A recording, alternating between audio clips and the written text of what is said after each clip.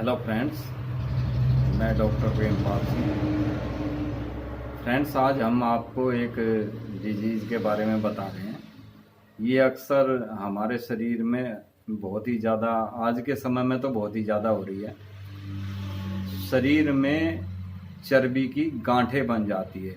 जगह जगह आपने देखा होगा नोट्स बन जाते हैं, जगह जगह किसी के पेट में हो जाती है, हाथों में हो जाती है, टांगों में हो जाती है।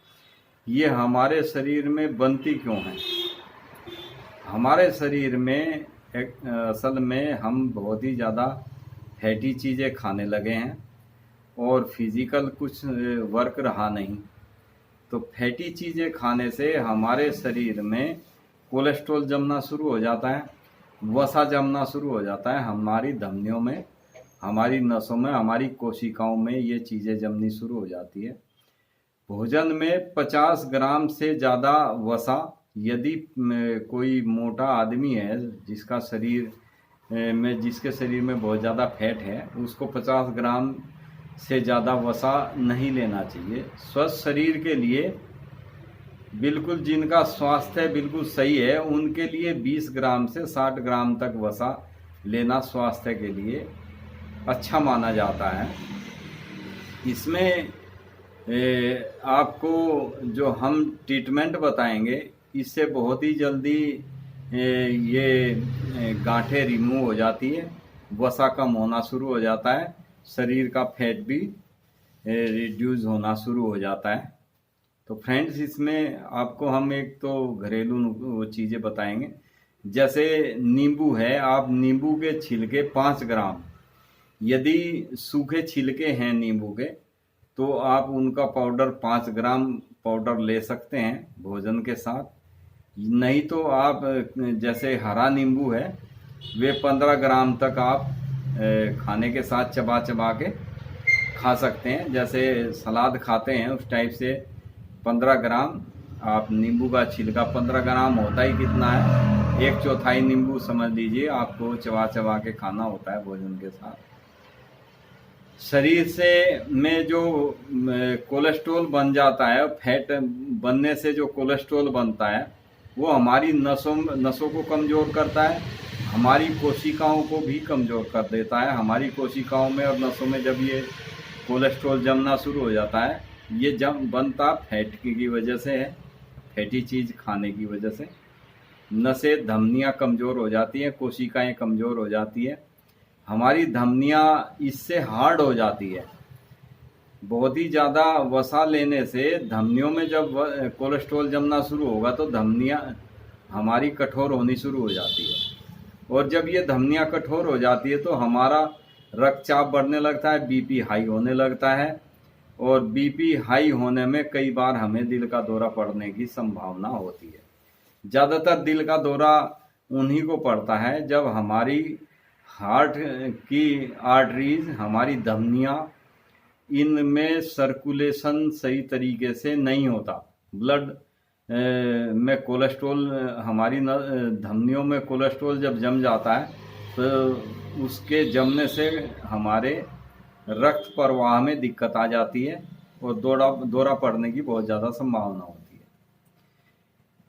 तो फ्रेंड्स, इसमें क्या है कि आप सबसे ज़रूरी चीज़ जो है, जैसे फैटी चीज़ हैं, फैटी चीज़ जो चीज़ चिकनाई वाली, जमने वाली होती है, जैसे घी है और चर्बी है, ये चीज़ें चर्बी युक्त, जैसे बहुत से नॉन वेज वगैरह ये चीज़ें खाते हैं, ऐसी चीज़ों का हमें हमेशा परहेज करना चाहिए।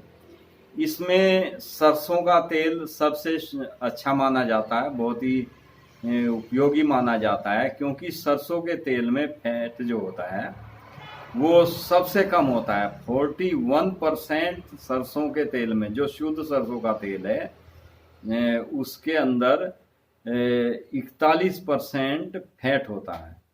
और सूरजमुखी के तेल में 57% फैट होता है, यानी 57% फैट होता है। और सोयाबीन में 53, यानी 53% फैट होता है। हमें अपने स्वास्थ्य को सही रखने के लिए शुद्ध तेल में जो जितने भी ये ऑयली चीज़ें चिकनाई वाली चीज़ें होती है, इनमें एक लिनोलिक एसिड होता है।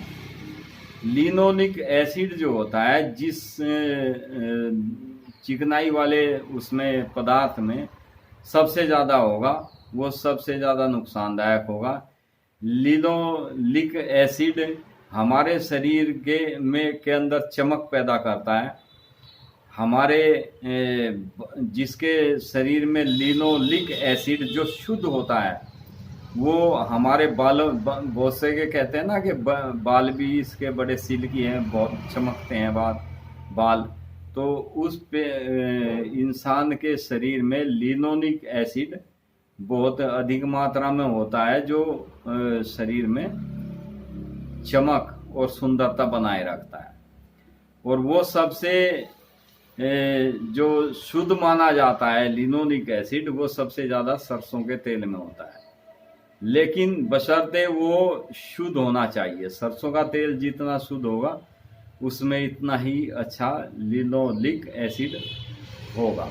तो फ्रेंड्स, आपको अपने स्वास्थ्य का ध्यान रखना चाहिए।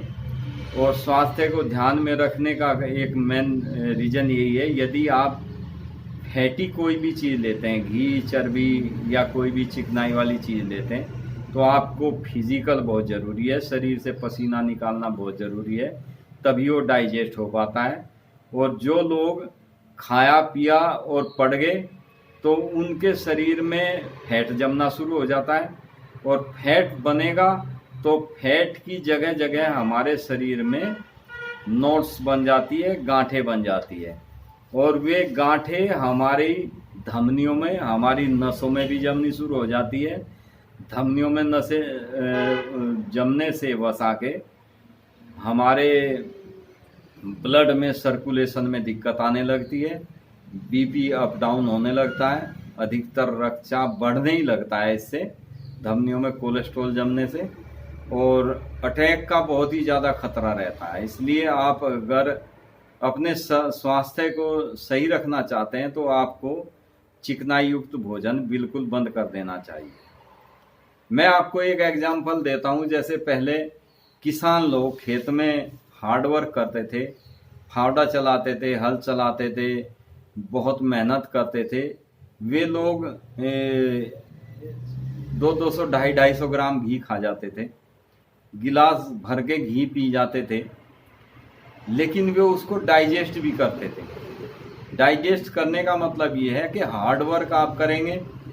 अब रेसलर होते हैं, पहलवान होते हैं, स्पोर्ट्समैन होते हैं, वे दुनिया भर की एक्सरसाइज करते हैं, कई कई घंटे एक्सरसाइज करते हैं, फिजिकल बहुत हार्ड करते हैं। वे इन चीज़ों को ले तो वे उसको डाइजेस्ट कर सकते हैं, उसमें कोई दिक्कत नहीं होती उनको। लेकिन यदि एक आदमी जो सिर्फ खाने पे तो ध्यान रखता है, फिजिकल कुछ नहीं करता, तो उनके शरीर में वो वसा जमने लगता है। जमने का मतलब ये है कि जैसे हम फिजिकल करेंगे तो हमारी बॉडी गर्म होगी। जैसे हम घी को किसी गर्म चीज़ के ऊपर रखेंगे तो घी वो जमेगा नहीं, पिघलता रहता है। इसी तरह से हम यदि अपनी बॉडी को वर्कआउट करेंगे, हमारी बॉडी गर्म रहेगी, तो गर्म रहने से वो जो हम घी, चिकनाई पदार्थ, वसा, चर्बी खाते हैं, तो वो हमारे शरीर में, हमारी स्किन उसको ऑब्जर्व करने लगती है, हमारी बॉडी उसको ऑब्जर्व करने लगती है, हमारी स्किन में चमक आने लगती है। लेकिन यदि आपने देखा है, घी को अगर आप ऐसे ही ठंडे में रख दो तो वो जम जाता है। यानी जैसे हमारा शरीर है, हम खाना खाया, फिजिकल कुछ किया नहीं, ऊपर से कोल्ड ड्रिंक वगैरह, फ्रिज का पानी वगैरह ये चीज़ें पीते हैं, तो ये एक फैट बढ़ने का मेन रीज़न है।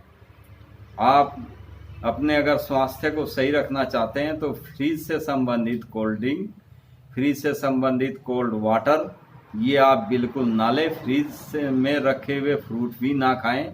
यदि आप फ्रूट फ्रिज में रखते हैं तो आप उनको 1-2 घंटा खुले उसमें रखें वातावरण में, या उनको आप गर्म फ्रिज से निकाल के गर्म पानी से धोएं, उनको जैसा हमारा बाहर का टेम्परेचर है उस टेम्परेचर के अनुसार उनका टेम्परेचर करके यदि हम उस चीज़ को खाते हैं, उस चीज़ को लेते हैं, तो वो हमारे शरीर को कोई नुकसान नहीं देती। और यदि हमने फ्रीज से कोई भी चीज़ निकाली और तुरंत खा लिया, अब आप एक और देखिए कि जिसके को ज़्यादातर गैस्ट्रिक के पेशेंट हमारे पास बहुत आते हैं, उनको गैस बनने का रीज़न सबसे मेन क्या होता है? सबसे मेन रीज़न ये होता है कि वे लोग आज के समय में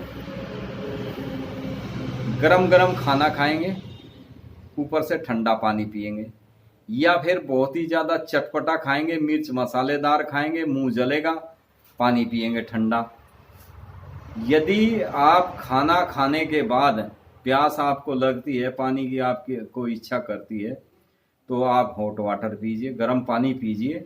वो आपको हार्मफुल नहीं होगा, आपको नुकसान नहीं देगा। हाँ, यदि आप खाना खा रहे हैं, गर्म खाना खा रहे हैं या जैसा भी खा रहे हैं आप खाना, कभी भी खाने के साथ आप पानी ना पियो, तो आपका स्वास्थ्य बेहतर रहेगा।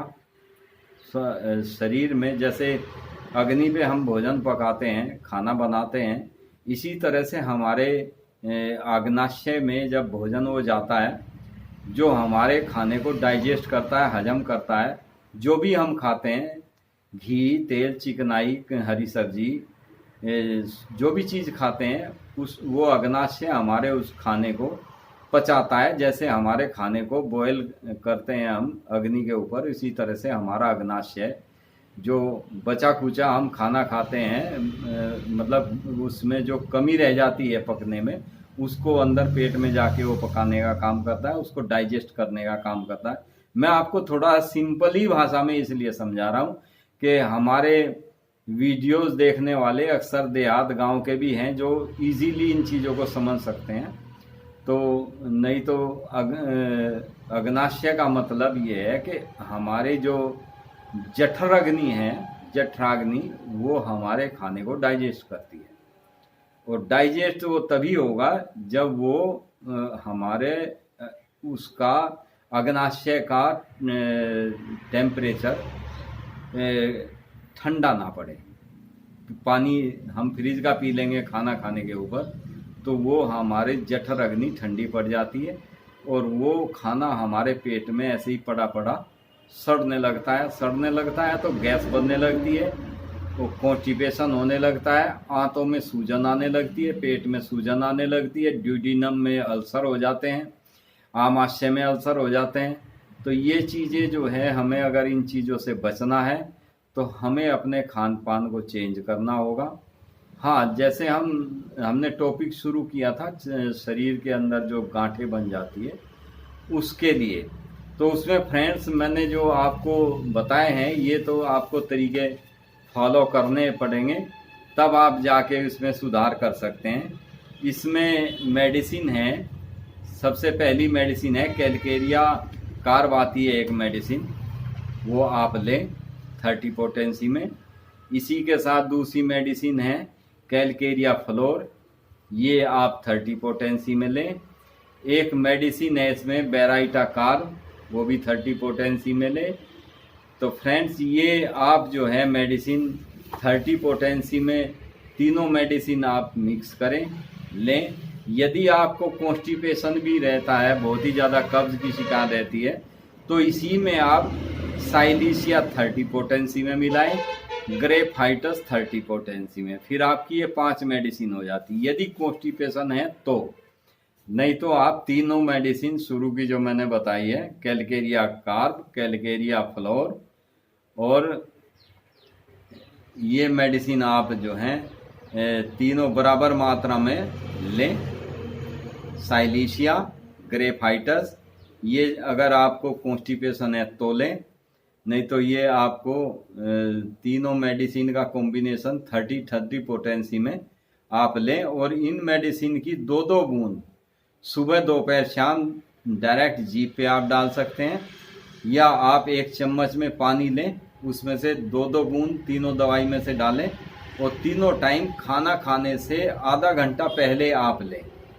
आधा घंटा पहले आप लेंगे तो आपको इनसे जो आप खाना खाएंगे उस खाने को ये डाइजेस्ट करने का कार्य करेगी।